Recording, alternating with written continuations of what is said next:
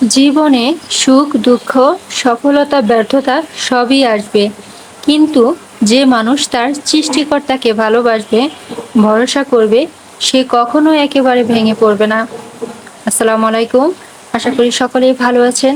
আলহামদুলিল্লাহ, আমিও ভালো আছি। নীলা লাইফস্টাইল থেকে নতুন আরেকটি ব্লগ নিয়ে হাজির হয়েছি। আজকের ব্লগটি কথা বলবো একটু ভিন্ন প্রসঙ্গে।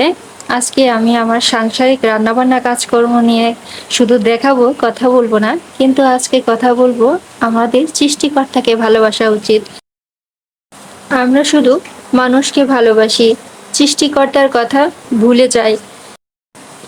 সৃষ্টিকর্তাকে ভালোবাসা মানে শুধু মুখে বলা নয়, তার নির্দেশ মেনে চলা, কৃতজ্ঞ থাকা, ধৈর্য ধরা এবং প্রতিটি অবস্থায় সৃষ্টিকর্তার উপর বিশ্বাস রাখা। তাহলেই কিন্তু সৃষ্টিকর্তাকে যে আমরা ভালোবাসি তা প্রকাশিত হবে। আমরা অনেক সময় মানুষের কাছে আশা করি, কিন্তু মানুষ সব সময় পাশে থাকতে পারে না। অথচ সৃষ্টিকর্তা সব সময় আমাদের পাশে থাকেন, যিনি আমাদের দেখছেন, শুনছেন এবং আমাদের জন্য উত্তমটাই নির্ধারণ করেন। সত্যিকারের শান্তি সম্পদে নয়, মানুষের প্রশংসায় নয়। সত্যিকার শান্তি সৃষ্টিকর্তার ভালোবাসা ও সন্তুষ্টিতে। যখন আপনার মন খারাপ হবে, তখন অভিযোগের বদলে প্রার্থনা করবেন। যদি ভয় হয়, সৃষ্টিকর্তার ওপর ভরসা রাখবেন। যখন কিছু হারাবেন, তখন বিশ্বাস রাখবেন তিনি চাইলেই এর থেকে ভালো কিছু দিতে পারেন। আমরা একটুতেই হতাশ হয়ে যাই, কোনো কিছু হারালে দিশেহারা হয়ে যায়। মানুষের কাছে ছোটাছুটি করি, মানুষের কাছে চেয়ে থাকি, কিন্তু যার কাছে চাইলে পাওয়া যাবে তার কাছে কিন্তু আমরা মন থেকে চাই না। আপনি পবিত্র অবস্থায় আল্লাহ তাআলার কাছে চেয়ে দেখেন, যে আপনাকে সৃষ্টি করেছেন। আল্লাহ তাআলা কখনোই আপনাকে ফিরাবে না। মানুষের প্রতিটা কাজের পেছনে স্বার্থ থাকে, কিন্তু আল্লাহ তাআলা কিন্তু নিঃস্বার্থভাবে আপনাকে দিয়ে যাচ্ছে সবকিছু। আমরা যদি আল্লাহর কাছে চাওয়ার মতো করে চাইতে পারি, তাহলে কখনোই আল্লাহ তাআলা আমাদের নিরাশ করবেন না, খালি হাতে ফিরিয়ে দেবেন না। তাই বলবো, আপনার যত চাওয়া পাওয়া আছে সমস্ত কিছু মন ভরে সৃষ্টিকর্তার কাছে চান, আল্লাহ তাআলার কাছে চান। দেখবেন আপনি ভিতর থেকে শান্তি ফিল করছেন। আর আল্লাহ তাআলা আপনার জন্য যেটা যখন প্রযোজ্য, ঠিক সেই সময়টাতে দেখবেন যে সব কিছু দিয়ে দিয়েছেন। আপনি যা চেয়েছেন তার থেকে অনেক বেশি দিবেন। সমাজে চলতে গেলে, জীবন অতিবাহিত করতে আমাদের বিভিন্ন মানুষের সাথে উঠা বসা করতে হয়, সম্পর্ক রাখতে হয়। তবে সেটা লিমিটের মধ্যে রাখা ভালো, কারণ মানুষ খুবই স্বার্থপর। স্বার্থ শেষ হলে দেখবেন তখন আপনাকে চিনবে না। আপনি বিপদে পড়ে সাহায্য চেয়ে দেখেন, সেই মানুষগুলোই আপনাকে দেখে পালাবে। বিভিন্ন অজুহাতে আপনার কাছ থেকে দূরে সরে যাবে। তাই সৃষ্টিকর্তাকে ভালোবাসুন, সমস্ত কিছু সৃষ্টিকর্তার কাছেই চান, আপনার সমস্যা সমাধান হয়ে যাবে ইনশাআল্লাহ।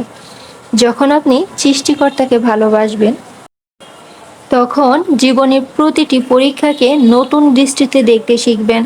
কষ্ট আসবে ঠিকই, কিন্তু তা আপনাকে ভেঙে দিতে পারবে না। কারণ আপনি জানবেন প্রতিটি কঠিন সময়ের পেছনে একটি কল্যাণ লুকিয়ে আছে। যা আজ আপনার কাছে অসম্ভব মনে হচ্ছে, সৃষ্টিকর্তার ইচ্ছায় কাল সেটিই সম্ভব হয়ে যেতে পারে। তাই হতাশ হবেন না, আশা ছাড়বেন না। প্রার্থনা করবেন, ধৈর্য ধরবেন এবং সৎ পথে অটল থাকবেন। জীবন সুন্দর হবে। এই যে এতগুলো কথা বললাম, এর পিছনে কিন্তু কারণ আছে। বাস্তব জীবনের কথাটাই বললাম। এই কারণেই সৃষ্টিকর্তাকে ভালোবাসতে বলেছি।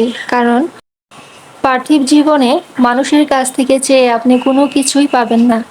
মানুষ শুধু নিজের স্বার্থে আপনাকে আমাকে ব্যবহার করবে। যখন স্বার্থটা শেষ হয়ে যাবে, তখন দেখবেন চেনা মুখগুলো অচেনা হয়ে যাচ্ছে। সেটা পারিবারিক সম্পর্কের ক্ষেত্রেই হোক, পাড়া প্রতিবেশী হোক বা বন্ধু মহল। যেটাই বলেন না কেন, যখন তাদের কোনো সমস্যা হবে, বিপদে পড়বে, দেখবেন যে আপনার কাছে আমার কাছে খুব সুন্দরভাবে কথা বলছে, খুব আন্তরিকতার সাথে তারা মিশছে। কিন্তু যখন তাদের স্বার্থটা হাসিল হয়ে যায়, তখন দেখবেন পেছন দিকে হাঁটা শুরু করে। তখন আমি আপনি যদি কোনো বিপদে পড়ি, কোনো সমস্যার সম্মুখীন হই, তখন যদি সেই আশেপাশের মানুষগুলোর কাছে বলেন সাহায্যের কথা, তখন দেখবেন যে তাদের মুখটা কালো হয়ে গিয়েছে। সে কারণে বললাম, সৃষ্টিকর্তাকে ভালোবাসুন। আল্লাহ তাআলা আপনাকে কখনোই নিরাশ করবেন না। আপনার জন্য যেটা কল্যাণকর, আমার জন্য যেটা কল্যাণকর, সেটা নির্দিষ্ট সময়ে ঠিকই আল্লাহ তাআলা দিবেন। আমি আপনি যা চেয়েছি তার থেকে অনেক বেশি পরিমাণে দিবেন। সেজন্যই হতাশ হবেন না, কখনোই হতাশ হবেন না, আশা ছাড়বেন না। আমি কিন্তু আজকে কথার ফাঁকে অনেকগুলো কাজ গুছিয়ে নিয়েছি এবং অনেকগুলো রান্নাবান্নাও করছি। তো সে বিষয়ে তেমন কিছু আজকে বলিনি। শুরুতেই বলেছিলাম যে আজকে রান্না নিয়ে তেমন কথা হবে না। তো এতক্ষণ যারা আমার ভিডিও ধৈর্য সহকারে দেখেছেন, তাদেরকে অসংখ্য অসংখ্য ধন্যবাদ। আমার কথা যদি, আমার ভিডিও যদি আপনাদের কাছে ভালো লেগে থাকে, অবশ্যই ভিডিওটিতে একটি লাইক দিবেন। মতামত থাকলে অবশ্যই কমেন্টে জানাবেন। যারা একদমই নতুন আজকে দেখছেন এবং কি এ ধরনের ভিডিও দেখতে চান, তাহলে আমার চ্যানেলটি, নীলা লাইফস্টাইল চ্যানেলটি অবশ্যই সাবস্ক্রাইব করতে হবে। আর যারা অলরেডি সাবস্ক্রাইব করে ফেলেছেন, তাদেরকে অসংখ্য অসংখ্য ধন্যবাদ। কথার মাঝখানে বলেছিলাম ধৈর্য ধরুন, ধৈর্য ধরতে হবে। হ্যাঁ, ধৈর্যের ফল কিন্তু অনেক মিষ্টি, কিন্তু ধৈর্য ধরে থাকাটা অনেক কঠিন একটা কাজ। কারণ এর উপর অনেক ঝড়-ঝাপটা আসবে, ঘূর্ণিঝড় আসবে।